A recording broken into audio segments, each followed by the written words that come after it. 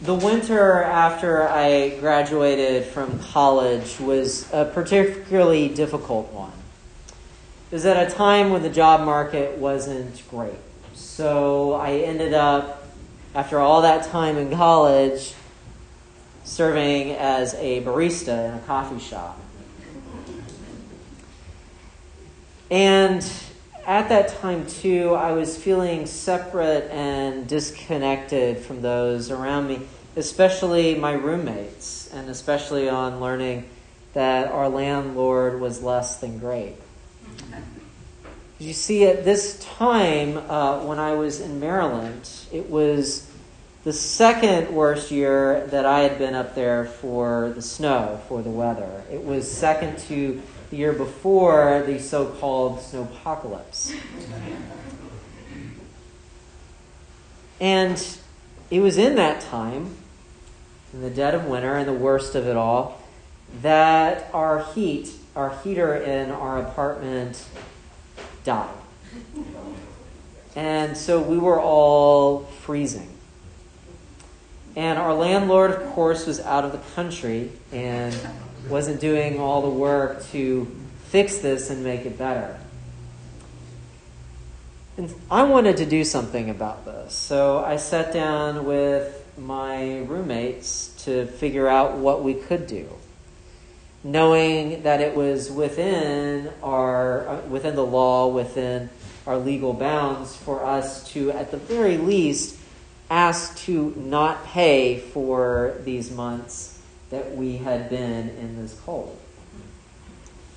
But one of my roommates was very fearful and didn't want to take any steps of conflict or confrontation. The other of my roommates was strangely just floating through life, just okay with whatever it is that we seem to be going through.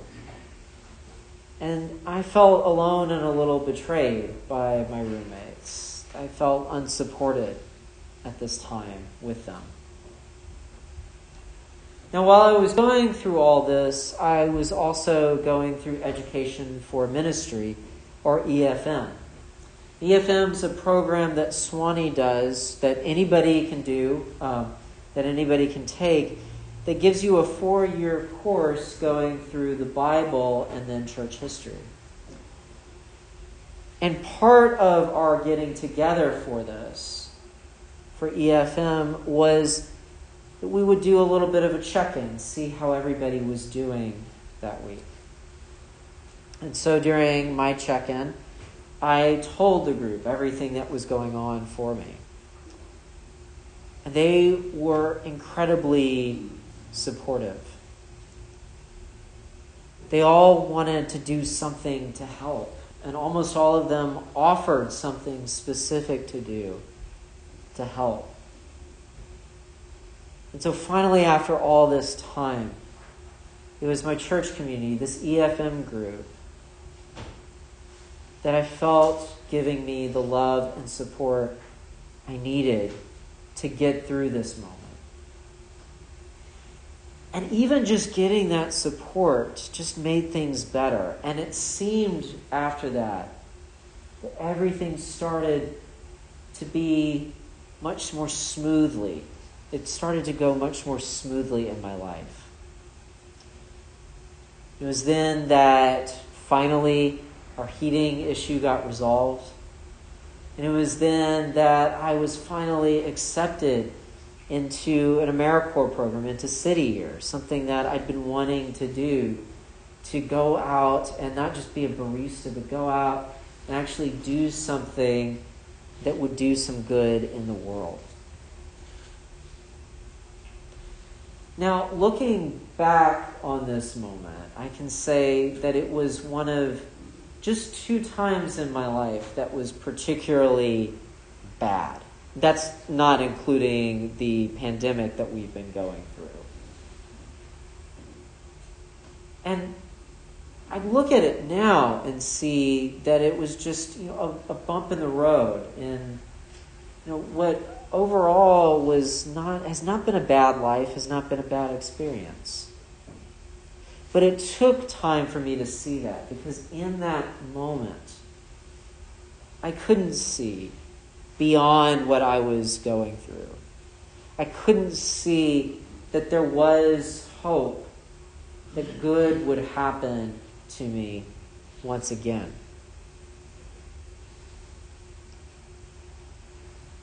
All of us have times where we go through bad experiences. And often it seems like those times won't end. But if we look at our experience, we know that it will. We know that things will get better. We know that things will change. And we also hear that same message in our scripture.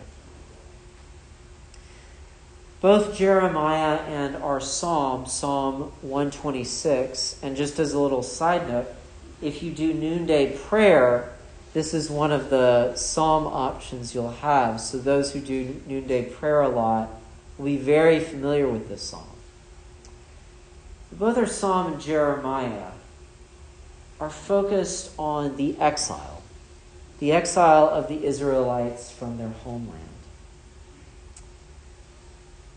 And this exile, it was these great nations, these great empires coming in and telling the Israelites that they could no longer live in this land that had been their home. And they were scattered to different corners of these various empires. The thing is, what happened to the Israelites is more or less their own fault. They had stopped trusting in God, and instead have been trying to follow the ways of the world. And in doing that, they made themselves weaker. So weak that these empires were able to come in and take them over. And for the Israelites at this time, this seemed like the end of everything, because they were being separated from this land that was theirs, this land that they considered holy. But what Jeremiah and our psalm remind the Israelites of, is that this will not be the end.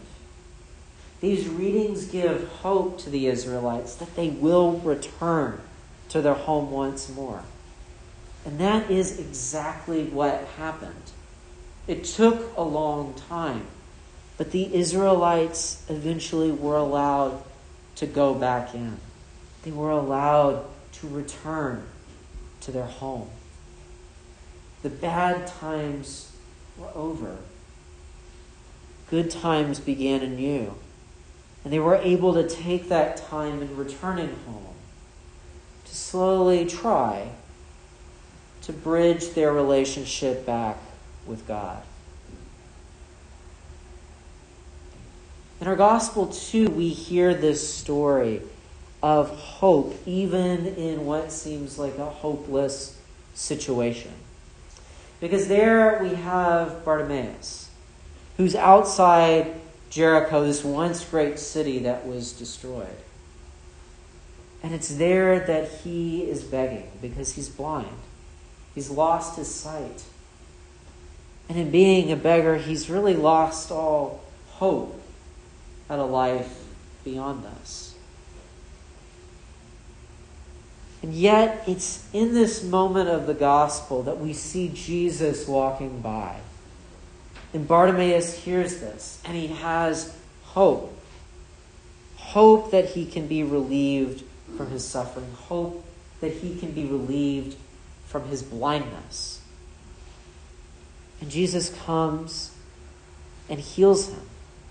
He brings an end to this dark time for Bartimaeus. Even though it seemed like he might never be able to see again. Miraculously, thanks to the work of Jesus in his life, he finds healing. He finds that opportunity to begin his life anew again. Now, all of us fall on dark times. And often in those moments, it seems like there's no hope. There's no hope beyond what has occurred. But we know from our experience that good times will come again. And we know from the Scripture that those times will come too. We know that just because we're in a bad moment now, that's not the end of things. That there is hope of being in good times again. And we see that hope primarily because of Jesus, because of God's work in the world. God is there to be a comfort to us, to give us hope, to show us love, even in the dark times. God reaches out to us, sometimes literally, as we see in the case with Bartimaeus, to give us this hope, this comfort, this love. One of the ways that I saw this love being conveyed, this hope and comfort, was through my time with my EFM group. Through my time with this church group, through this Christian community. And that's the kind of community we can be too. We can be a church, a community that helps bring this hope, that helps bring this comfort and love to those who need it, to those who may be in these dark times. And in that way, we can be God's hope-bearing arms in this world. We can provide what it is that others are seeking, that others are hoping for. That the bad times will go away and good times will follow. And if we can be the kind of community that provides that support for others, then we will be the means which God uses to bring people out of darkness and back into light as we all travel together within this world.